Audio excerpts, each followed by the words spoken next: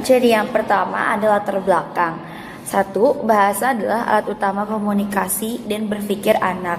Dua, anak perlu menguasai fonologi, semantik, sintaksis, dan pragmatik agar mampu berinteraksi efektif. Tiga, perkembangan bahasa dipengaruhi faktor biologis, kognitif, sosial, dan lingkungan.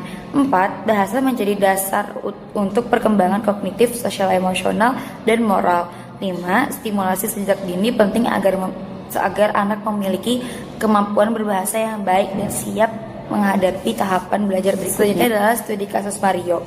Jadi, studi kasus Mario adalah seorang anak yang tumbuh dalam keluarga bilingual dengan bahasa Spanyol sebagai bahasa utama di rumah dan bahasa Inggris di sekolah. Pada awalnya, Mario mengalami sedikit kesulitan seperti aksen saat berbicara pada bahasa Inggris dan sering berhenti untuk mencari kata-katanya. Namun dia tetap aktif berpartisipasi dalam percakapan. Hasil tes awal menunjukkan kosakatanya rendah atau persentil 29, tetapi kemudian meningkat pesat hingga persentil 80-90 pada kelas 4 sampai ke kelas 8. Saat bersekolah di Bolivia, ia juga meraih nilai tinggi dalam bahasa Spanyol. Pada usia 8 tahun, aksennya dalam bahasa Inggris menghilang dan ia menjadi mahir dalam kedua bahasa.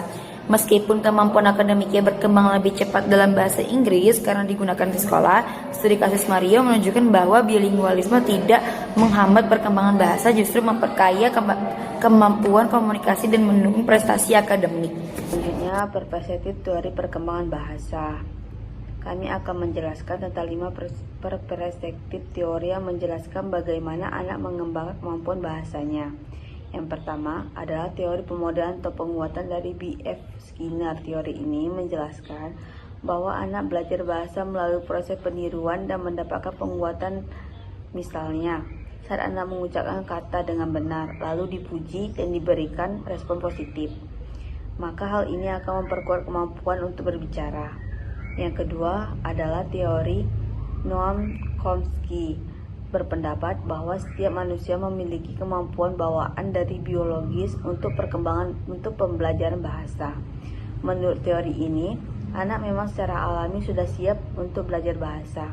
Yang ketiga, teori proses kognitif. Dalam teori ini dijelaskan bahwa anak belajar bahasa melalui kemampuan berpikir dan memprediksi pola. Artinya, anak akan memproses informasi secara aktif dan belajar dari pola-pola bahasa yang dengar. Yang keempat adalah teori Lev Vygotsky. Teori ini menekankan pentingnya interaksi sosial dan perkembangan bahasa anak. Semakin banyak anak melibatkan dalam komunikasi orang dewasa dan tempat sebaliknya, maka kemampuan bahasanya akan semakin berkembang. Dan yang terakhir adalah teori fungsionalisme. Teori ini melibatkan motivasi anak untuk berkomunikasi sebagai faktor utama dalam perkembangan bahasa. Jadi semakin besar dorongan anak untuk menyampaikan sesuatu, maka ia akan semakin terdorong untuk belajar dan menggunakan bahasa. Dari kelima teori tersebut, kita dapat melihat bahwa perkembangan bahasa anak dipengaruhi oleh faktor internal maupun eksternal, seperti persiapan biologis, proses berpikir, lingkungan sosial, dan motivasi untuk berkomunikasi. Selanjutnya ada komponen bahasa dan perkembangan semantik. Yang pertama ada fonologi, bunyi kata. Yang kedua semantik, makna kata. Yang ketiga ada sintaksis, struktur kalimat. Yang keempat ada pragmatik, penggunaan bahasa secara sosial. Jadi anak tuh perlu memahami dan menguasai semua aspek ini untuk dapat komunikasi secara efektif. Dalam aspek semantik, anak-anak mengalami pertumbuhan kosakata yang sangat pesat, terutama di usia 2 hingga 6 tahun. Mereka belajar kata-kata baru dengan cepat, bahkan bisa mencapai 20 kata per hari.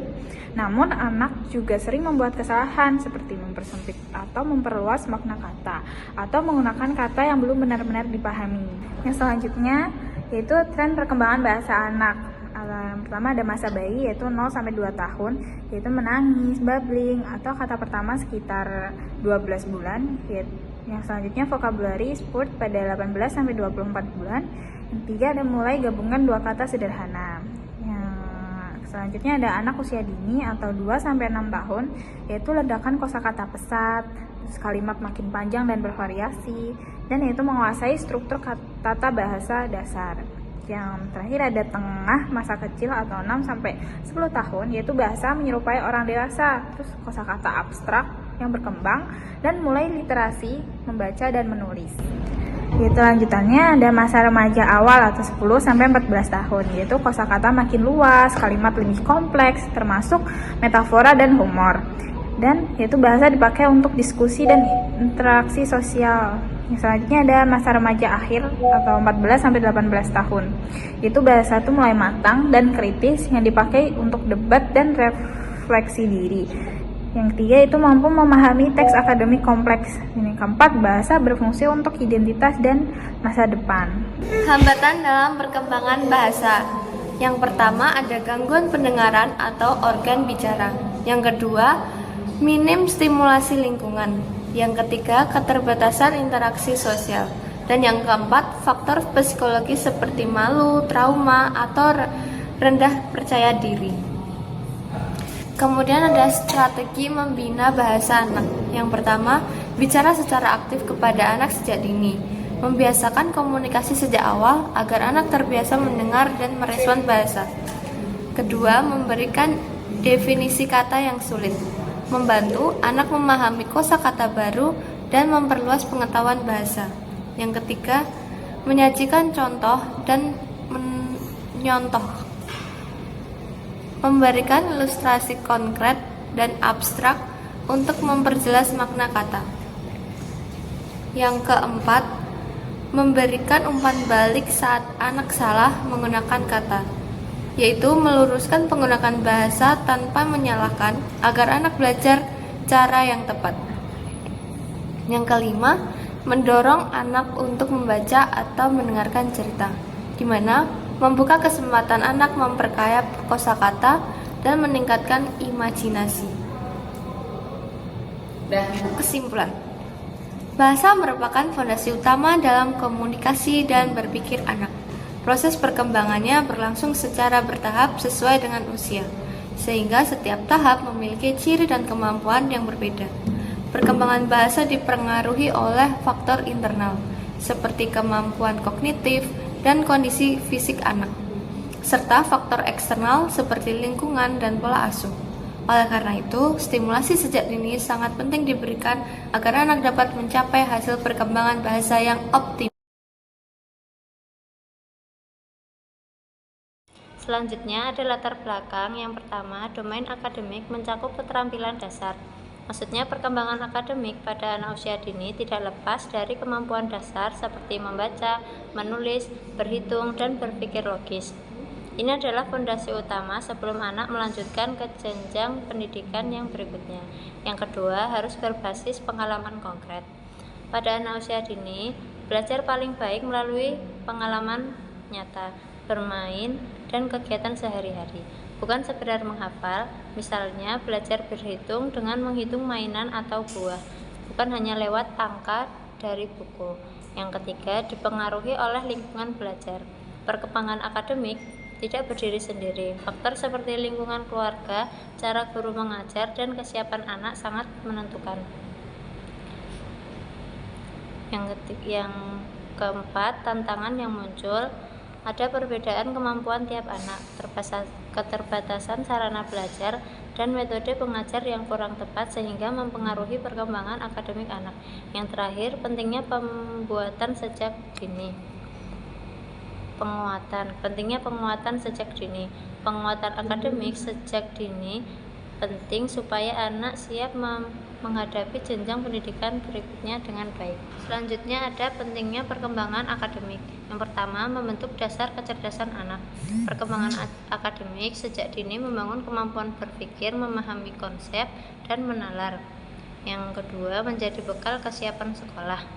Anak-anak yang sudah terbiasa dengan keterampilan dasar membaca, menulis, berhitung, logika sederhana akan lebih siap dan percaya diri ketika memasuki jenjang pendidikan berikutnya.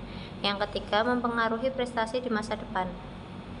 Perkembangan akademik yang sejak dini berdampak pada pencapaian akademik dan non-akademik di masa depan, misalnya saat anak duduk di sekolah dasar hingga jenjang yang lebih tinggi. Yang terakhir, membantu anak memecahkan masalah sehari-hari. Anak yang berkembang akademiknya akan terbiasa berpikir logis, mencari solusi, dan mengambil keputusan sederhana dalam kehidupan sehari-hari, seperti menghitung uang jajan atau memahami aturan permainan. Yang selanjutnya ada domain akademik anak. Yang pertama, bahasa dan literasi, membaca, menulis, mendengarkan. Yang kedua, matematika dasar, mengenal angka, bentuk, dan pola.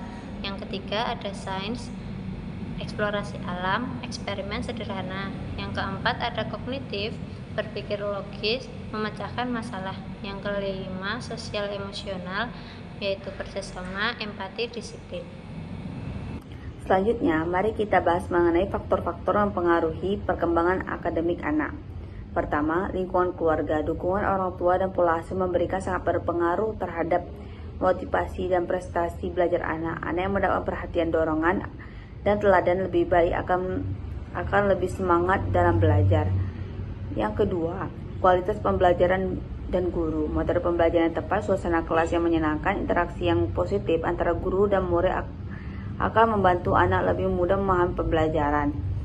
Yang ketiga, media dan teknologi. Anak-anak sekarang sangat akrab dengan buku, internet, dan digital. Pemanfaatan media ini secara bijak bisa menjadi sumber pengetahuan yang memperkaya pengalaman belajar. Yang keempat, motivasi minat belajar anak. Jika anak memiliki rasa ingin tahu dan tinggi serta dorongan untuk belajar, maka pencapaian akademik akan lebih optimal. Yang kelima, kondisi psikologi dan kesehatan anak. Anak yang sehat secara fisik dan emosional akan lebih siap menerima pembelajaran, fokus, dan berpartisipasi dalam kegiatan belajar. Dengan demikian, faktor-faktor inilah yang saling berhubungan dan berpengaruh besar terhadap keberhasilan akademik anak. Selanjutnya, kita masuk ke pembahasan mengenai strategi pengembangan akademik anak.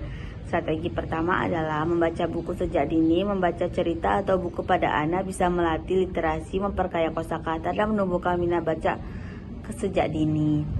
Strategi kedua, menggunakan permainan edukasi seperti puzzle, logo, atau permainan digital yang sesuai umur.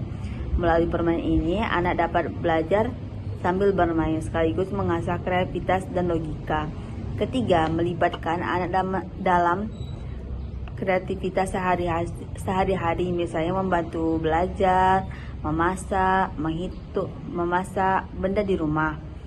Aktivitas sederhana ini melatih keterampilan praktis sekaligus kemampuan berhitung dan berpikir logis.